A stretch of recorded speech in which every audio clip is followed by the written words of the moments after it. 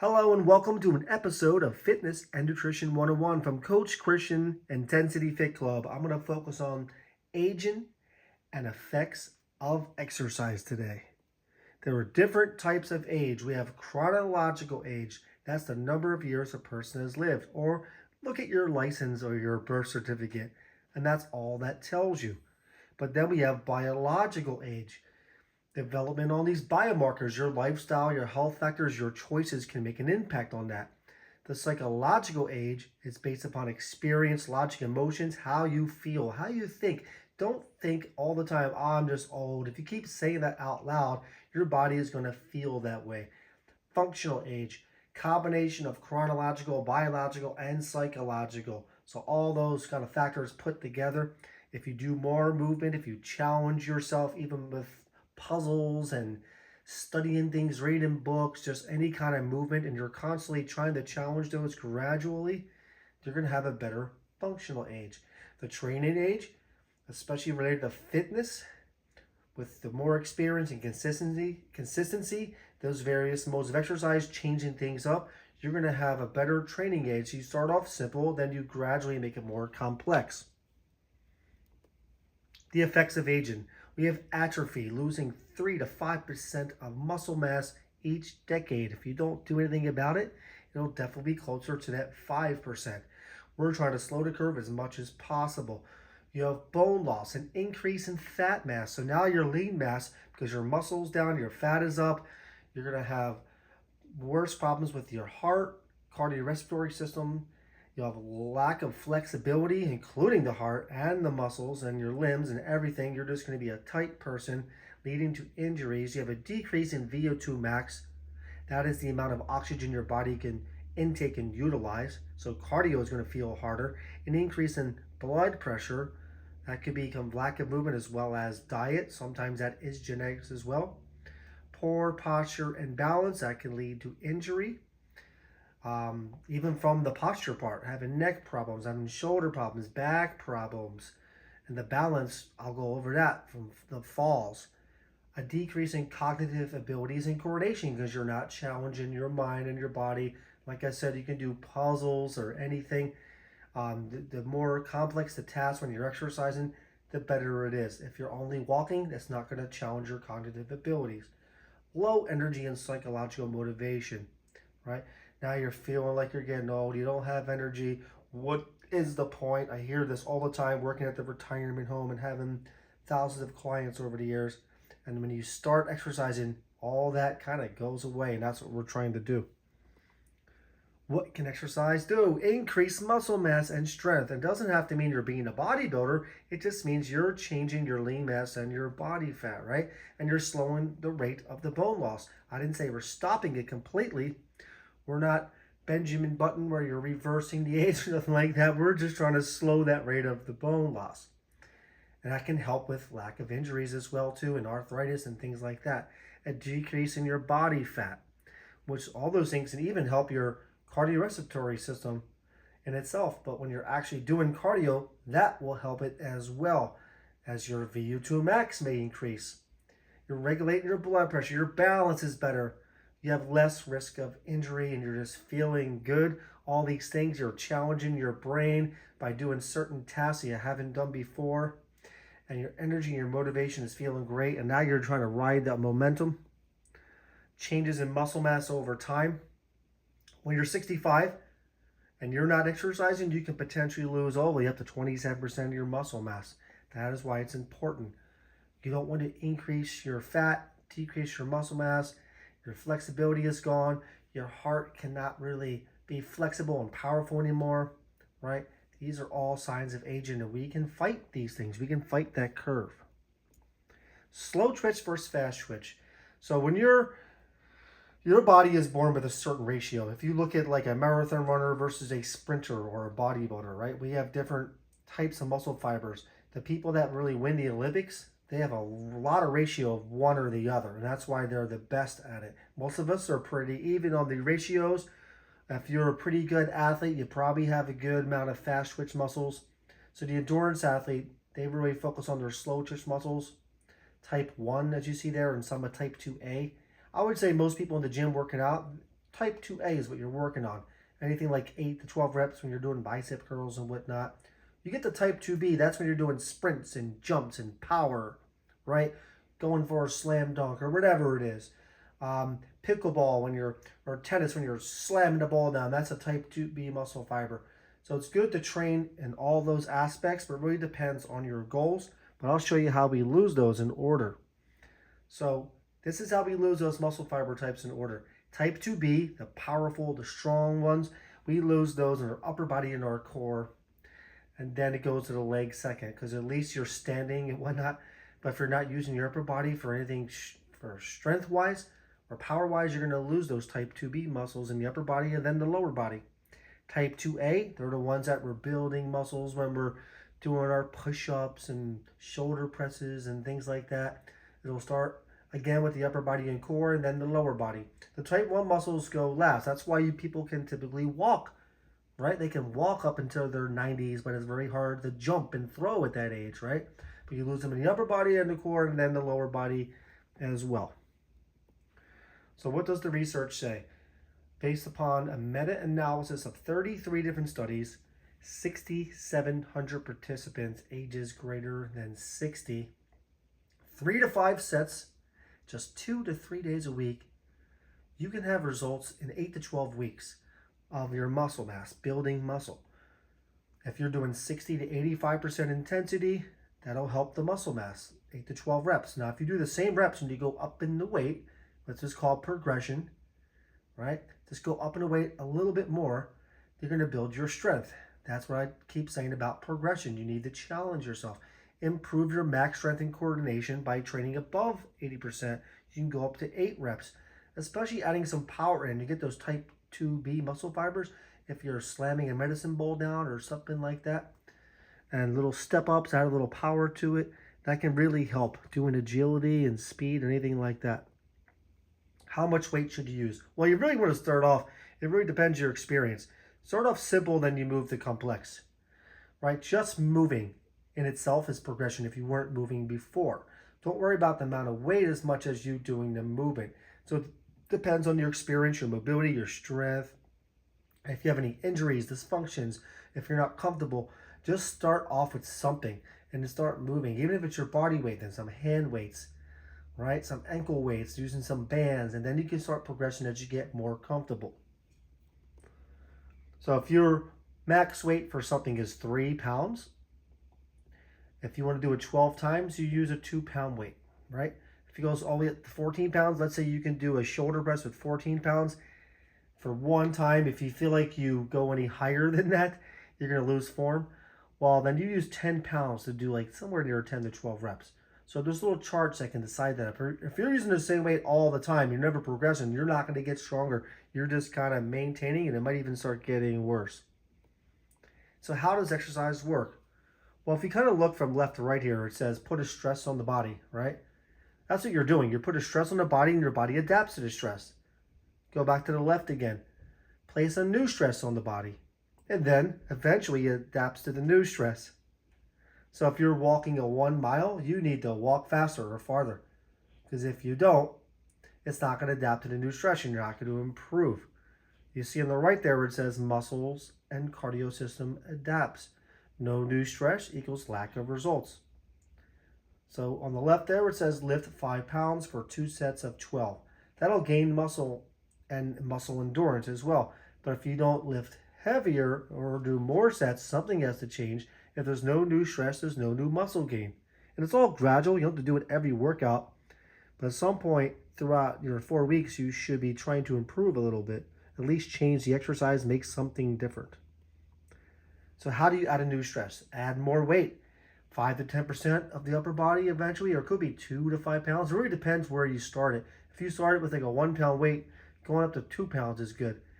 But not everyone's going to double, right? If you had a 20 pound weight, you're not going to go right to 40.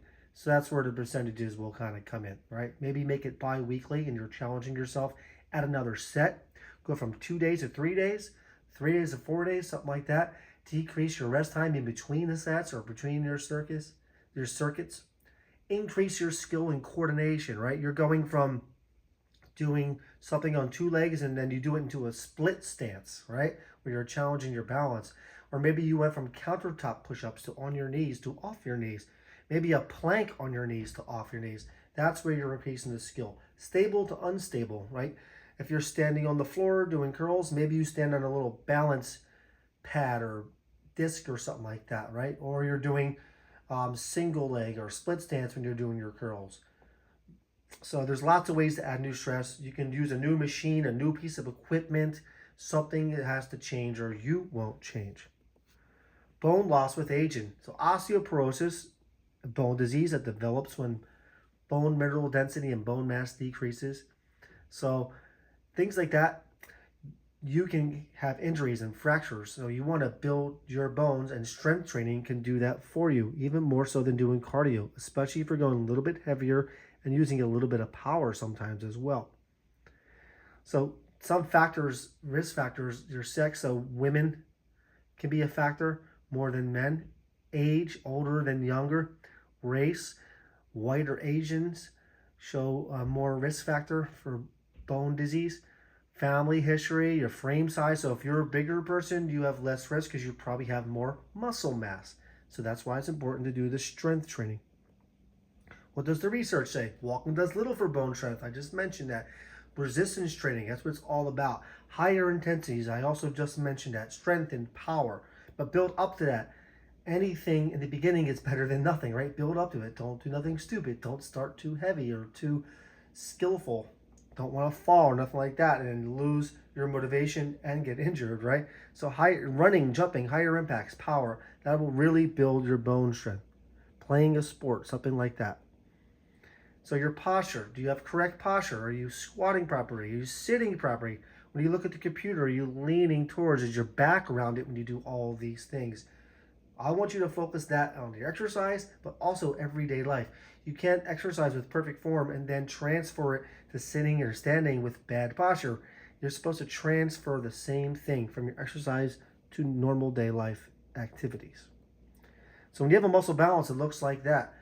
It's like your bone right there, and it's pulling one side. It should be even, but if it's pulling, like the picture on the top right there, one muscle is short, the other one's lengthening, just like the picture below it.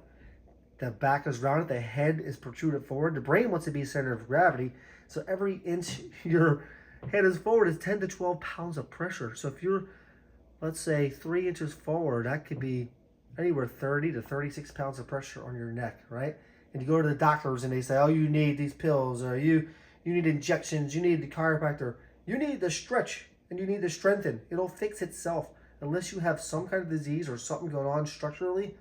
If you stretch and strengthen, so you stretch the tight muscles and then you activate or strengthen the weak muscles that are basically stretched already.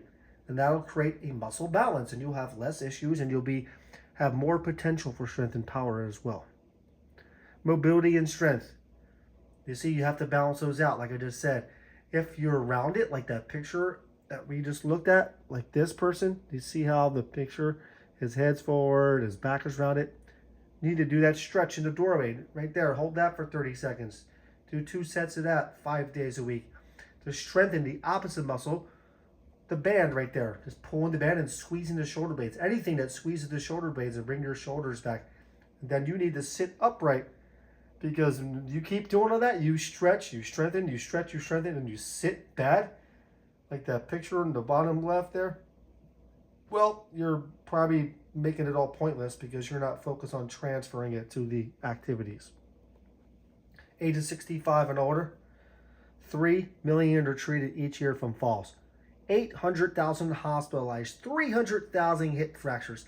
95% of those hip fractures are from falling sideways.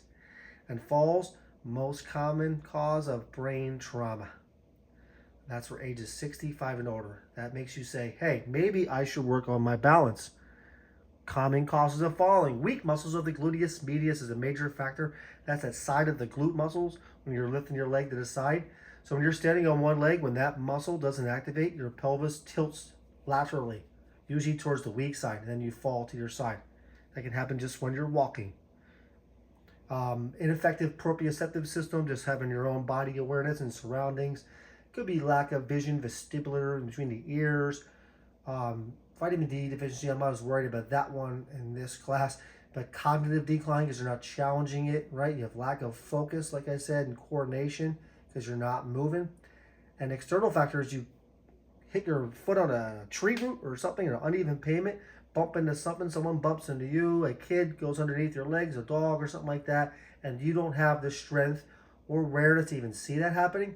But if you don't have the strength to stop because you haven't been doing strength training, it makes it really difficult and you fall even faster. And that's what we're trying to avoid. How to improve your balance. Well, you see the one picture in the top right there. You start with 2 legs. You're just trying to squat. Make sure you can squat in a chair without falling over, right? You can start doing a lower chair. You can start putting your hands on the chair or the countertop and then start taking it away and increase your range of motion. And then you would try single leg stable. You see the picture in the top left. The person is not moving the stance leg. And eventually you take your hand away from the chair and see if you can hold that for 15, 20 seconds, right? In the bottom left picture, you can just move your arm in all different directions. You can even swing the leg a little bit. So you're just basically trying not to move the stance leg. And then you graduate in phase 2 where you're moving the stance leg, or you could be in a split stance motion. You're trying to reach for a cone like the guy in the bottom right there with the foot. If you try to reach with the hand, it's even harder. So now you're actually moving the stance leg, right? There's lots of progressions that you can do, but start simple and then you move the complex. Calories and metabolism. Total energy expenditure. That's how many calories that you basically burn in a day, right? So you burn most of your calories, believe it or not, from your metabolism. 70%. All activities is only 20%. And that's not just working out. That's anytime you move. Anytime you do anything. Blinking or moving your arms or me just talking right here. That's 20% of total calories. So you want to do something in that 20% that affects that 70%.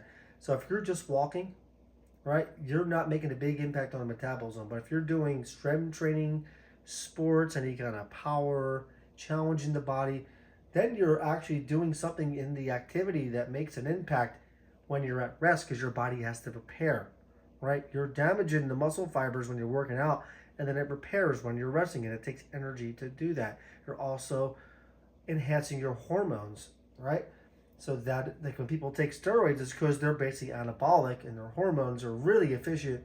But I don't recommend that. You can do it naturally, but just by exercising, and your hormones are more efficient, and you're going to burn more calories. The rest of it's burned from thermal effective food. That's about 7 to 10% of total calories from your digestive system. So eating certain foods will burn a little bit more of that. As you see here, I think it's a following page actually. You burn more on protein. When you do protein, you burn more thermal effective food. So free weights versus machines. So free weights, you can burn more calories. It has more stabilizer muscles. It requires more coordination and skill. You can typically use multiple muscle groups when you're doing like a squat and a press or a push-up or something like that. And then there's increase in focus because you're worried about the weight falling on you or you falling down, right? Now machines, you can start there. That's fine. You can even use them at any point. They can burn a little less calories because you're sitting down usually. They isolate muscles well, so that could be a good thing. Let's say that you have that poor posture, so you go to the reverse fly machine to work your back muscles. So that's a good thing, right? It requires less coordination, which is good for beginners. Typically safer, less cognitive requirements. So if you're not ready to do the free weights or things that require focus, start with the machines. And then you start mixing in the free weights. And eventually you can get away from all machines if you really wanted to, but you don't have to because it still is good to isolate some of those muscle groups. And you can maybe move through a circuit or something like that. But typically if you're trying to do more cognitive stuff or athletic movements, to be more body weight and free weights. And I use machines when I'm trying to isolate things. Complex for single joint. So the complex again will burn more calories because you're doing bigger movements, bigger muscle groups, right? It requires the more coordination and stabilizers muscles like the last slide. It transfers the practical movements, right? Like getting up and down from a chair. A leg press machine typically doesn't do that. Or if you're doing like a leg extension or a leg curl, that's a single joint movement. That doesn't happen too much in life where you're just extending the knee to do something, right? You're usually If you're doing that, you're kicking something, like you're using bigger movements, right? But single joint movements are still good because they can isolate for activation, right? If you're doing a little lateral leg lift to get the glute muscle, that'll help you with when you're doing balance, right? If you have a hard time doing a pull up or just pulling a weight towards you like a row, you do more bicep curls. Your bicep will get strong and then it helps your back. So it's safer to do single joint. You can isolate things, crunches and curls and glutes and stuff like that. So I'd say you mix both of them, right? You rely on the complex stuff to help your movement, right? To transfer it to practical stuff. The single joint stuff should help the complex things if you think about it that way. It's a prerequisite to complex movements. Macronutrients, so we talk about food, the thermal effect of food. I mentioned this earlier. Well, protein is 4 calories and so is carbs for each gram. Fat is 9 calories a gram. That's why we eat a piece of cake, then it's a lot of fat, right? But so is like steak and salmon. So sometimes there's good fat. Alcohol is 7 calories for each gram. As you see at the bottom right there, protein burns 20 to 30% thermal effective for each macronutrient is what it's saying. So high protein diets is usually what we do for clients, and that helps them burn some calories. And it maintains their total calories as well. So the role of macronutrients, well, protein builds muscle, repairs tissue and metabolism. Carbs are good for energy. It's the quickest form of energy for the muscles in the brain. It preserves your muscle, meaning if you don't have any carbs in your system, unless you're really used to doing the keto diets and whatnot, but most people, their blood sugars would go down. Their body might utilize protein for energy at some point, which is you don't want to do. It can regulate your digestive system because you're eating fiber, right? If you have a very, very low carb diet, you might be lacking fiber and some other vitamins and minerals as well. Fat has the most energy. We just said is 9 calories, right? But it doesn't burn as fast, right? If you need quicker energy, carbs are good for that. But we need both. It's good to have both. And fat protects your organs, cell growth, regulates hormones. Even vitamins A, D, E, and K can help with that. So we need to have all of these. We need protein, carbs, and fats. How you do the ratio? Well, that's a whole nother topic, right? The water can be considered a macronutrient as well, right? It's a role for just being hydrated for all bodily function. We need water. Larger people or men, even compared to females, we need more water, right? Depends how much activity you're doing, the climate you're in. Because I'm here in Florida, and when I'm sweating here in the summertime playing baseball or something like that, I need more water and electrolytes, right? So it really just depends on all those factors. But we all need water, and we all need protein, carbs, and fats. Don't think carbs or fats are enemy. You just have to balance out the amount of it and have a reason for it. So in summary, exercise does improve your strength, your balance, your cardio system, close your VO2 max, how strong your heart is. I have other slides I can teach you guys more about those specific topics as well. Now your mood and your energy, you're feeling good, you're riding that momentum, your cognitive functions, you're feeling good at work, right? You're more focused, reduction of injuries and at least risk of them. Your metabolism and your lean mass is on point now. You're burning calories, right? So you're focused on strength training to build the muscle. Building muscle can help improve your resting metabolic rate. Calories in and calories out kind of determine your weight, but not always the body fat, right? Because if you are too low or too high, that can be a factor. But you could also be really off on your macros. Like if your calories are probably good for the calculation for your age, height, weight, gender, and all that, but your calories are all carbs or all fat and low protein, that's not good either, right? So it has to be a balance of all that, because protein builds the muscle and that's the best for the metabolism. Carbs will give you the energy, but just focus on low sugars and more real food. Fat is important for total energy, and it protects your organs, cell growth, and regulates your hormones. So what type of person are you? This is the last slide. Successful people, they read every day. Unsuccessful, watch TV every day. Do you compliment or do you criticize? Do you embrace change or do you fear change? Do you forgive others or hold a grudge? Do you talk about ideas or talk about people? continuously learn, think they know it all, accept responsibilities for failures or blame others for the failures, have a sense of gratitude, have a sense of entitlement. Do you set goals and develop life plans like I was just teaching, or do you never set goals? Think about that. What type of person are you? Thank you, Christian Intensity Fit Club. Hope you learned a lot, and have a blessed day.